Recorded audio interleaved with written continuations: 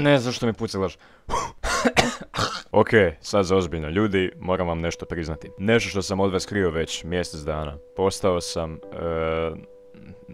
Postao sam ovisan. Vjerojatno se pitate o čemu je ovaj mali idiot ovisan. Ne! Izbacite mi ovu jebenu pjesmu iz glave. Da bog da umro smeće jednom mamicu ti. Ja vas sada upozoravam da ne googlate ovu pjesmu jer će vam se usijati u mozak i dobit ćete suicidalne misli isto kao i ovaj maf. A sad idemo u video. Inače sam lik koji baš i ne voli praviti dugačke uvode, ali u mojoj glavi se ovaj prethodni dio videa činio zanimljivim, ali eto, sad vidim koliko je zapravo ispalo glupo, ali jebi ga, ide život.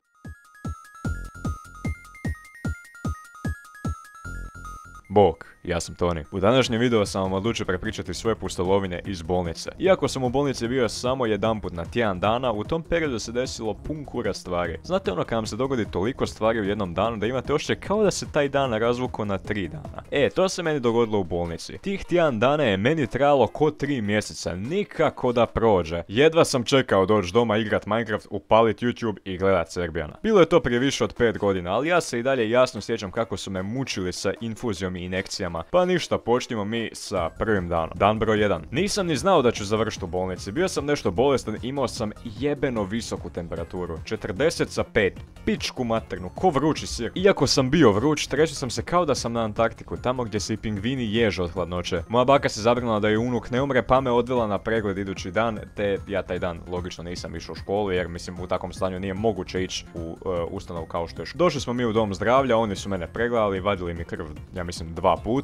I rekao mi ovaj jedan doktor da ću morat ostati u nekom hotelu. Meni u glavi prolaze džakuzi, mliječni doručak, konobarice, ali se ispostavilo da je pod hotel lik mislio na jebenu bolnicu, samo eto, mislio da će me utješiti s tim, ali mislim dobro, utješio me na pune 2 minute nakon što sam shvatio zapravo u kakav pakao idem. Otkrili su mi da imam upalu pluća, rekli su da ću ondje boraviti sve dok se ne oporavim. Vrijeme je u početku bilo neodređeno, dakle ja nisam znao hoće li tamo biti 2 dana, tjedan dana, mjesec dana, uglavnom nisam ništa znao. Dali su mi da nosim one njihove krute pidžame, znači tvrdo u pičku maternu, i smjestili su me tamo u sobu. Tamo je bio jedan ogroman TV sa RTL kockicom.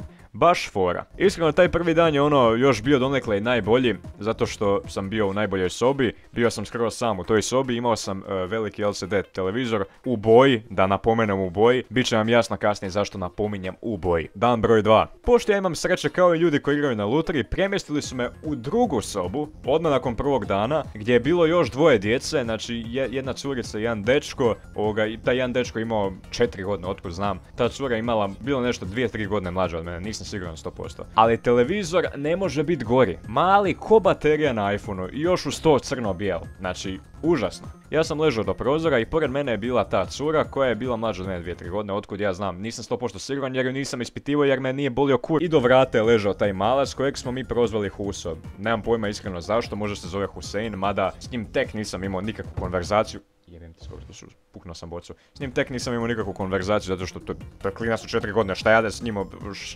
o čemu da pričam s njim, kakvu diskusiju bi trebao voditi sa njim. Taj isti dan sam morao primiti injekciju, a igle mrzim više od kukaca i paukova, onda znaš koliki je to bijes kada nešto mrziš više od kukaca i paukova. Dan broj 3. Možda je najnormalniji od svih ovih dana. Stavljen sam na infuziju i ležao sam cijeli dan i odmarao i naravno gledao crno-bijelu RTL kockicu. Navečer sam oprao kosu čisto onako radi reda da mi ne krenu mušci letiti oko kose kao da sam neukupan opseto. I da, pošto jel te imam i par slika iz bolnice, tako da evo ih tu.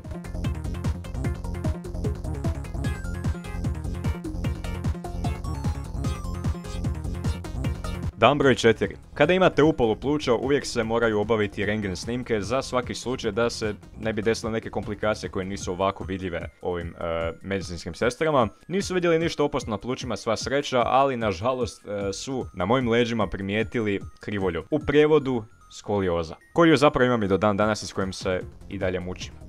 Jebika. Dan broj 5. Zapravo tokom ovog dana se apsolutno nije ništa bitno desilo, zapravo je bio jako dan dosadan, ali ono što se zanimljivo desilo je tamo negdje oko ponoći, zapravo možda čak malo i poslije, možda je bilo 1 ujutro, otko znam, se ja sjećam, prije 5 godina bilo, ko će se sjećati svih detalja. Uglavnom, onaj mali klinac kojeg su prozvali Huso je otišao u WC tamo u kabini, pošto jel te u tim sobama imate one WC-ove, mislim to je kao u kabini naravno, nećete nikog gledat kako ti vadiš budalu i pišaš, to je normalno valjda. I uglavnom, taj mali Huso je išao u tu kabinu, išao se ispišat, išao je prat ruke. Mali Huso je krenuo istiskivati onaj sapun kao da je posljednji na svijetu i napravio je ogromnu pjenu u umivaoniku koji se doslovno počeo gušiti. Možda vam zvuči smiješno, ali meni je bilo jako stresno, koji da kurac radim, balavac se guši u jebenoj pjeni i ja zurim iz svog kreveta direkt u njega, praveći se da spavam. Ali eto, na kraju se ispostavilo da su ga sestre koje su bile dežurne, koje su gledale po noći da neko ne pobjegne slučajno i vidjeli su nešto neobično u našoj sobi i spasile su malo, mislim kao spasile, zvuči malo retardirano, ali da, spasile su ga i smirile situaciju, on je zaspao i naredna 3 dana nije prao ruke, doslovno koliko se istraumatizirao. Dan broj 6. Ma znate šta, posljednja 2 dana se apsolutno ništa bitno nije ni dogodilo, tako da vam to neću sad bez veze prepričavati, samo su mi vadili povremeno krv radi nalaza i držali su me na infuziji. I eto, nakon tjedan dana silovanja sa injekcijama, vađenja krvi, gužvanja u sobi sa još 2 djece i krutih pidžama, pušten sam na slobodu. Napomenuli su mi kako narednih 2 tjedna ne smijem ići u školu, pošto jelte bio sam